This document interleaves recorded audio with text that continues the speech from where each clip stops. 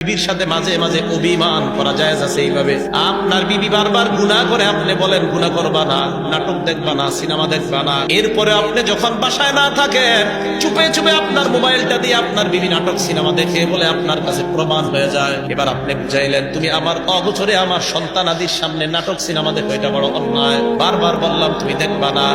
স্ত্রী আপনি বলার পরেও যদি কথা শুনতে না চায় তখন কি করবেন? এক নাম্বার ফাইজুহুন্না ওয়াজ করা, ওয়াজ করতে করতে যদি কাজ না হয়, দুই নাম্বার ওয়াহজুরুহুন্না ফিল মাদাজি'i, বিছানা আলাদা করে দেওয়া। বিছানা আলাদা করার তিন ব্যাখ্যা। এক নাম্বার, একই বিছানায় শুয়া চেহারা আলাদা করে ফিরায় রাখা।